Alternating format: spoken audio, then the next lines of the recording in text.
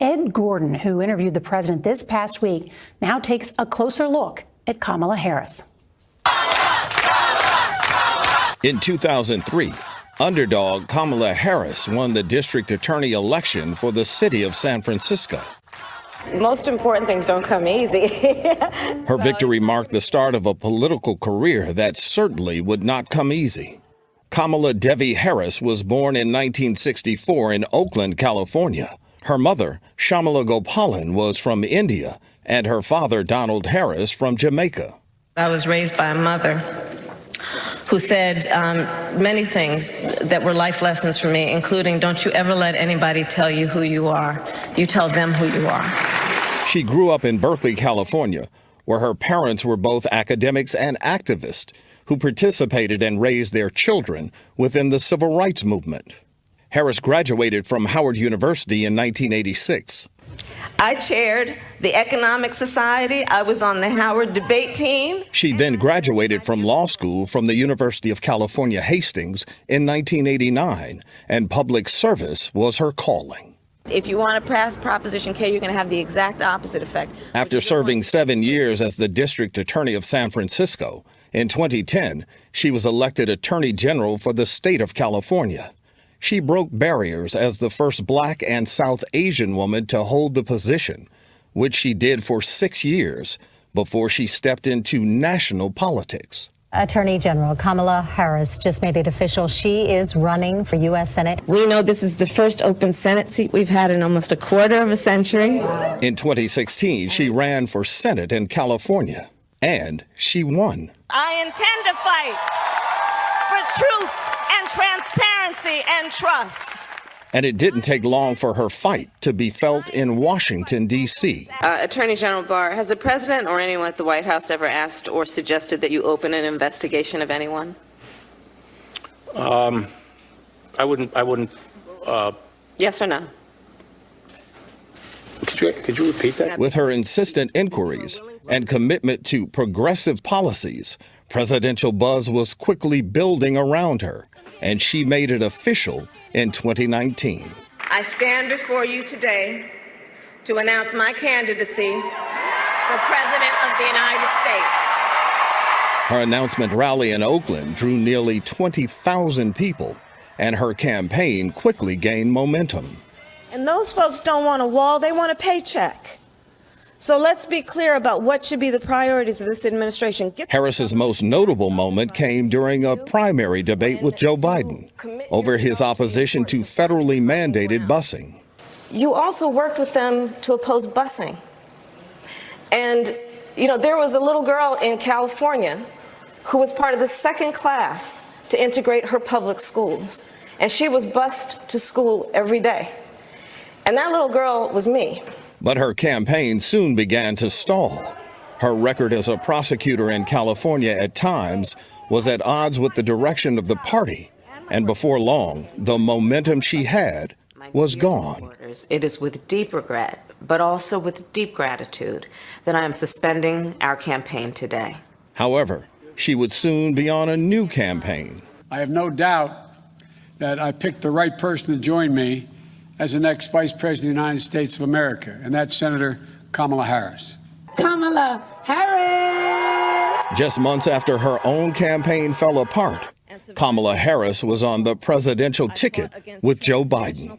I accept your nomination for Vice President of the United States of America.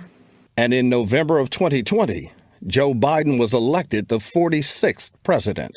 We did it, Joe.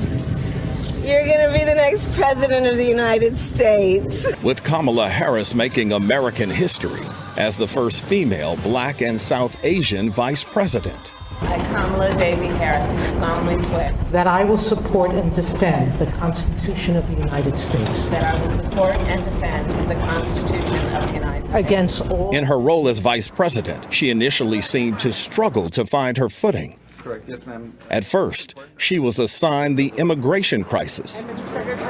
But she found her voice when Roe versus Wade was overturned. Today in America, 1 in 3 women of reproductive age live in a state with an abortion ban. Since Roe was overturned, I have met women who have had miscarriages in toilets because they were refused care.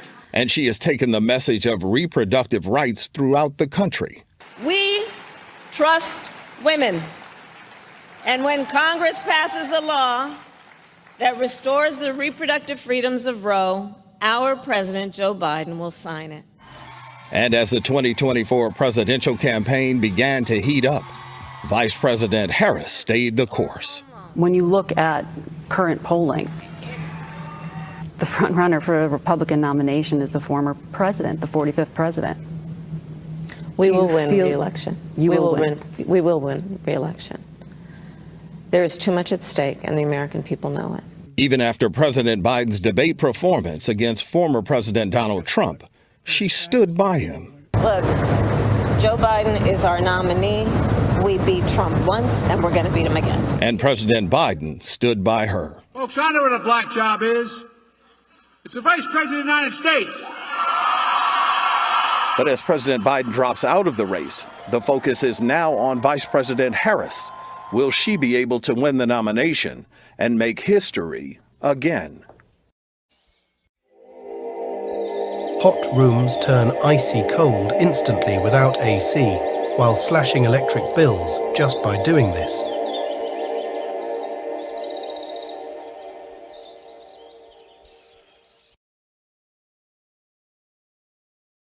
Shortly after announcing plans to drop out of the race, President Joe Biden immediately endorsed Vice President Kamala Harris as the Democratic Party's new nominee.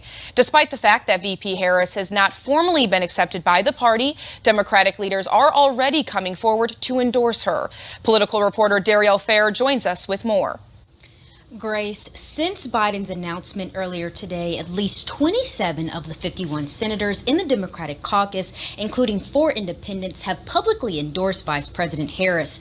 60 House Democrats, including Representatives Mark Pocan and Gwen Moore of Wisconsin's congressional delegation, have endorsed the vice president as well. But how will this impact the party's campaign with November nearly 100 days away? We're going to see, no matter what, an incredible ground game. It's something that Democrats have always done really well, and it's something that that the DNC has been investing millions of dollars in. With Alex Lasry, a representative for the Democratic National Committee, who says the DNC will put together an official process to formally nominate VP Harris. Their convention kicks off in Chicago on August 19th.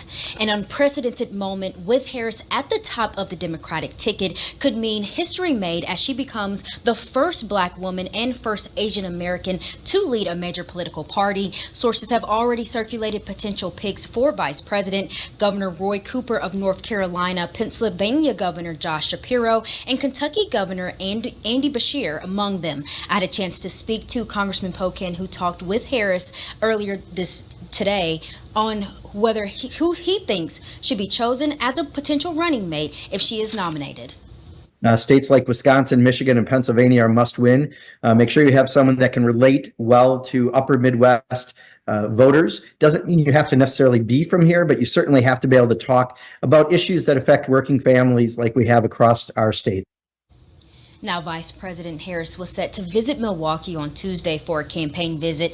Lasry says the DNC has not received any correspondence that she is planning to cancel her event, and visiting the battleground state would be crucial ahead of today's announcement.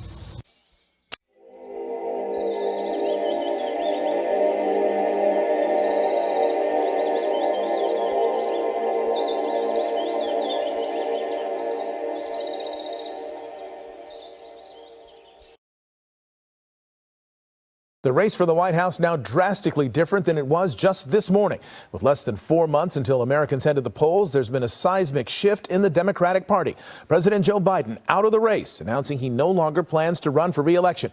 Many, including Biden and California Governor Gavin Newsom, now endorsing Vice President Kamala Harris. Joining us to sift through all this major news today, Jory Rand. Jory, what a day it has been. It has been a very unique, historic day, you two. And let's think about Joe Biden's long and storied career as a politician and statesman. Elected to the Senate in 1972, vice president for 8 years.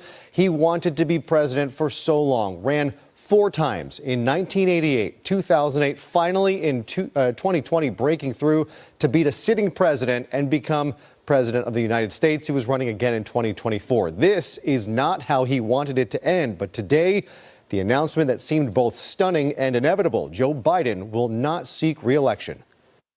In a stunning move today, the 46th president of the United States, Joe Biden, announcing he will no longer seek a second term in office. The 81-year-old facing mounting pressure from within the Democratic Party to drop out of the race. The push reached a crescendo after the president's disastrous debate performance last month against former President Donald Trump. Making sure that we're able to make every single solitary person eligible for what I've been able to do with the COVID, with dealing with everything we have to do with, look, if we finally beat Medicare. The president blamed that performance on a bad cold, but no amount of subsequent rallies or interviews could quiet down the calls for him to pass the torch to a younger generation. For weeks, he remained defiant, maintaining he was the Democrats' best chance to beat Trump. I'm the old guy. I am. I'm old. But I'm only 3 years older than Trump, number one. And number two, my mental acuity's been pretty damn good. I've gotten more done than any president has in a long, long time. But this week, the dam seemed to break, with polls showing the president losing in nearly every swing state and more elected Democrats calling on him to stand down. Today, the president succumbed to the pressure, posting to social media, "My fellow Democrats, I have decided not to accept the nomination and to focus all my energies on my duties as president for the remainder of my term. The very first decision as the party nominee in 2020 was to pick Kamala Harris as my vice president, and it's been the best decision I've made. Today, I want to offer my full support and endorsement for Kamala to be the nominee of our party this year. Democrats, it's time to come together and beat Trump. Let's do this." We in Delaware, we who've served with him in the Senate, we who loved and admired him for decades, admire his fight and his toughness. And he was convinced he could continue this fight and beat Donald Trump. But the last few weeks have been a difficult process. And already endorsements for Vice President Harris are coming in. Bill and Hillary Clinton jointly offering their endorsements, former nominee John Kerry as well. And Governor Gavin Newsom saying no one is better to prosecute the case against Donald Trump than Kamala Harris, calling his fellow Californian tough, fearless, and tenacious. So some big names endorsing the vice president, but not everyone is on board. John Morgan, a high-profile Florida lawyer and a major Biden donor, says he is now pulling his financial support, saying he thinks Kamala Harris is too far left to beat Donald Trump. That is one major donor. The smaller donors don't seem to feel that way. In the 5 hours since President Biden made his announcement and endorsement, more than $27 million in small donations came in for Kamala Harris. Democrats still have to make it official, and Senator Joe Manchin is mulling switching back to the Democratic Party to face Kamala Harris. But he seems to be the outlier here. The Democratic National Convention is less than a month away. We'll see if Democrats even wait that long before they start roll calling votes from delegates. Hello, I'm Mark Brown. Get more great ABC7 content by clicking the subscribe button for our YouTube channel and download the ABC7 Los Angeles streaming app on Fire TV, Android TV, Apple TV, and Roku to watch on your TV.